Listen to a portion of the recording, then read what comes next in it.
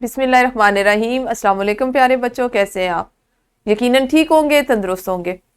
پیارے بچوں، آپ جانتے ہیں ہم پڑھ رہے ہیں اردو اور جماعت ہے ہماری پنجم۔ ہم نے اپنے جس سبق کو پڑھنا شروع کر رکھا ہے وہ ہے قلعہ روہتاس۔ آپ جانتے ہیں یہ ایک تفریحی اور معلوماتی سبق ہے، اور آج ہم اس کو اپنے تیسرے حصے میں پڑھنے جا رہے ہیں، یعنی سبق نمبر 6.3۔ اور جو حاصلات تعلم ہمارے آج کے سبق کا حصہ ہوں گے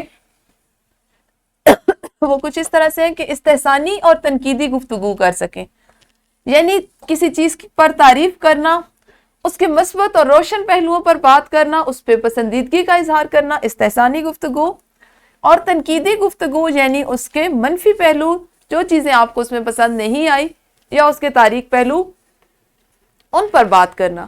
یہ آج آپ سیکھیں گے۔ اس کے ساتھ ساتھ آپ عبارت پڑھ کر اس میں موجود معلومات اور تصورات کو اخذ کرنا سیکھیں گے۔ سب سے پہلے آپ جانتے ہیں ہم سبق کے آغاز سے پہلے اسلامی پہلو پر بات کرتے ہیں۔ اسلامی پہلو ہے سورہ 3 کی آیت نمبر 4، لَقَدْ خَلَقْنَا الْإِنسَانَ فِي أَحْسَنِ التَّقْوِيمِ، بے شک ہم نے آدمی کو اچھی صورت پر بنایا، اور اس میں تو کوئی دوسری رائے ہے ہی نہیں۔ آپ دیکھیں کہ کس قدر مخلوق ہے اللہ تعالیٰ کی، اگر ہم صرف انسانوں پر ہی غور کریں، لیکن اللہ تعالیٰ کی ذات ہے یہ صرف اللہ تعالیٰ کی صفت ہے کہ وہ ہر انسان کو دوسرے سے مختلف بنا رہا ہے۔ تو ہمیں کسی کی بھی ظاہری شکل و صورت پر بات نہیں کرنی چاہیے، کیونکہ اس پہ ہمارا اختیار نہیں، یہ اللہ تعالیٰ کا اختیار ہے۔ اللہ جس کو جیسا چاہے بنائے۔ اللہ نے کسی کو بہت حسین بنایا تو کسی کو ذرا درمیانے درجے کا، کسی کو بہت صاف دودھیا رنگت سے نوازا تو کسی کو بہت گہرا رنگ دے دیا، لیکن اس کی ذات میں، اس کی شخصیت میں کوئی اور خصوصیت رکھتی۔ تو ہمیں کسی کی بھی ظاہری شخصیت، اس کی شکل و صورت پر نہ تو اس کو پیمانہ بنائیں کہ اس کو جانچیں، اور نہ ہی اس پر بات کریں۔ ہمیشہ کی طرح سب سے پہلے آغاز کریں گے ہم دہرائی سے، اور دہرائی میں آپ کے پاس چند الفاظ ہیں جن کے آپ نے متضاد اور مترادف دونوں اپنی معلمہ کو بتانے، یعنی ہر لفظ کا متضاد بھی اور اسی لفظ کا مترادف بھی۔ لفظ ہے آپ کے پاس تعمیر، مکمل، قیام، داخل اور محافظ۔ ویڈیو کو روکتے ہوئے ان الفاظ کے جلدی سے مترادف اور متضاد ایک ایک کر کے اپنی معلمہ کو بتائیے۔ جی، دہرائی کے بعد دیکھتے ہیں کہ ہم آج کرنے کیا جا رہے ہیں۔ چند سوالات، چند باتیں اپنے سبق کے آغاز سے پہلے جو میں آپ سے پوچھنا چاہوں گی، اور میں چاہوں گی کہ آپ مجھے اس کا تفصیل سے جواب دیجیے۔ جیسے، کیا آپ نے کبھی کسی تاریخی عمارت کی سیر کی ہے؟ اگر آپ یہ سوال مجھ سے پوچھیں تو میرا جواب ہاں میں ہوگا۔ میں نے بہت سی تاریخی عمارات کی سیر کی ہے، جن میں شاہی قلعہ، بادشاہی مسجد ہے، اور اس کے علاوہ کٹاس میں جو مندر ہیں میں نے ان کی سیر کی ہے۔ میں نے قلعہ روہتاس کو دیکھا ہے، اور بہت سی اور ایسی جگہ ہیں یا عمارات ہیں جن کو دیکھنے کا مجھے موقع ملا ہے۔ وہاں جا کر آپ کو کیسا محسوس ہوا؟ یہ ایک انتہائی دلچسپ سوال ہے۔ ہر انسان کے جو جذبات اور تاثرات ہوتے ہیں وہ مختلف جگہوں پر مختلف ہوتے ہیں۔ ایک مختصر سی بات آپ کو بتاتی چلوں کہ جب آپ تاریخی عمارت پہ جاتے ہیں تو آپ کو لگتا ہے آپ اس دور میں واپس چلے گئے ہیں، آپ وہاں پہ جی رہے ہیں۔ کیسے وہ لوگ زندہ رہتے تھے، کس طرح وہ تعمیرات کرتے تھے، کیا ان کا طرز زندگی تھا۔ کچھ لمحوں کے لیے آپ اپنے آپ کو موجودہ زمانے سے اس زمانے میں تصور کرنا شروع کر، بہت اچھا تاثر ہوتا ہے، بہت اچھا آپ کو لگتا ہے۔ ایسی عمارات میں کیا خاص بات ہوتی ہے؟ ایسی عمارات، جیسے اگر میں آپ کو کٹاس کے مندروں کی بات بتاؤں، وہاں جا کے آپ کو کبھی کبھی تو ایسا محسوس ہوتا ہے کہ آپ کو وحشت ہو رہی ہے۔ بلند و بالا وہ عمارتیں ہیں، اونچی ہیں، تاریک اور تنگ ان کے راستے ہیں، سیڑھیاں اور ڈیوڑی ہیں جن سے آپ چڑھ کے جاتے ہیں، لیکن دوسری طرف جب آپ اس کی بالکنی میں جاتے ہیں، کھلی ہوادار اور ایک ایسی پرسکون کہ جہاں سے آپ کو دور دور تک خوبصورت مناظر دیکھنے کو ملتے ہیں۔ تو ایسی عمارات آپ کو، ان میں یہ خاص بات ہوتی ہے کہ وہ آپ کو ماضی میں لے جاتی ہیں، آپ کو کچھ وقت ماضی میں گزارنے، اس کو سوچنے پر مجبور کرتی ہیں۔ تاریخی عمارات کو کیوں محفوظ رکھا جاتا ہے؟ تاریخی عمارات کو اس لیے محفوظ رکھا جاتا ہے تاکہ ہم سے 100 سال، کئی 100 سال پہلے وہ عمارتیں بنی، ان کو محفوظ رکھا گیا تو ہم ان کے بارے میں جان رہے ہیں، ہمیں پتہ چل رہا ہے کہ ہم سے پہلے والے لوگ جو تھے ان کا طرز تعمیر، طرز زندگی کیا تھا، وہ کس تہذیب اور ثقافت کو لے کے چل رہے تھے۔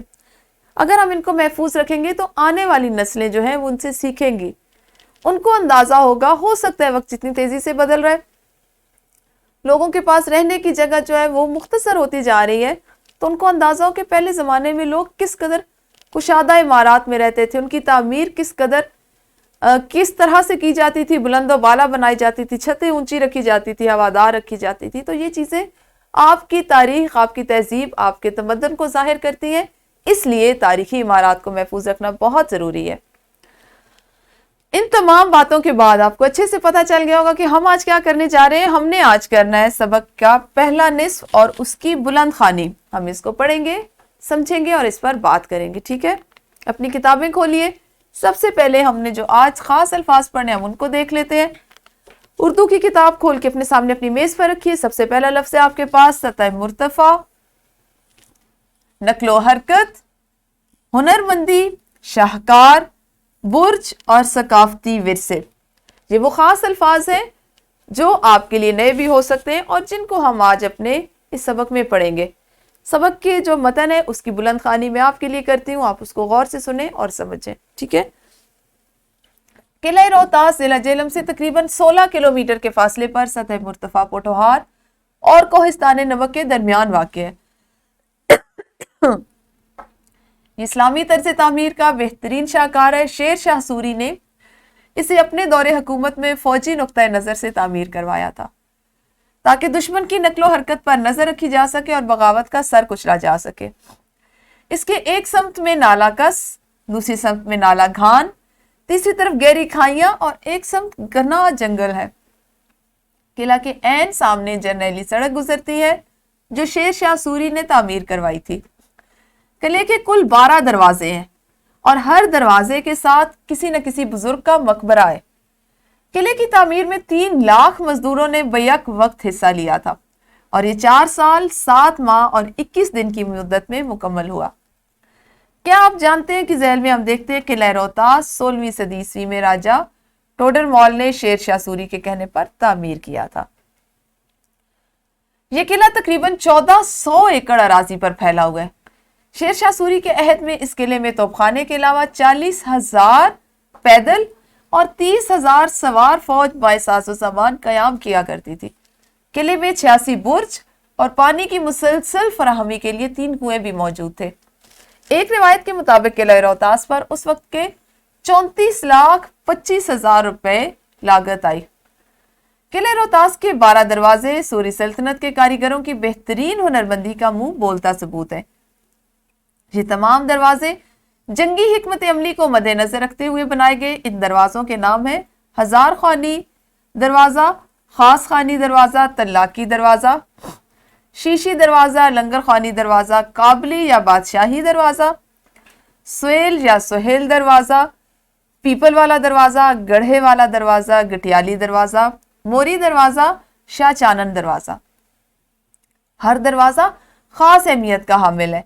ہزار خوانی صدر دروازہ تھا۔ تلاکی دروازے سے شیر شاہ سوری کے ہاتھی داخل ہوتے تھے۔ شیشی دروازہ شیشیوں اور چمکتی ٹائلوں سے تیار کیا گیا تھا۔ لنگر خوانی دروازہ لنگر کے لیے استعمال کیا جاتا تھا۔ کابلی دروازے کا رخ کابل شہر کی جانب تھا، اس لیے یہ کابلی دروازہ کہلایا۔ سہیل دروازے کے پاس حضرت سہیل غازی رحمت اللہ علیہ کا مزار ہے، اس لیے اس دروازے کا نام سہیل دروازہ رکھا گیا۔ گٹیالی دروازے کا رخ چونکہ گٹیال پتن کی طرف تھا، اس لیے اس کا نام گٹیالی دروازہ رکھ دیا گیا۔ ہر دروازے کو مختلف مقاصد اور کاموں کے لیے استعمال کیا جاتا تھا۔ لنگر خوانی دروازہ جنگی علاقے کی طرف کھلتا تھا۔ یہ دروازہ دشمن فوج کے لیے ایک طرح کا جال تھا۔ اس دروازے سے اندر آنے والا شخص فصیل کی برجیوں پر معمور محافظوں کے براہ راست نشانے پر ہوتا تھا۔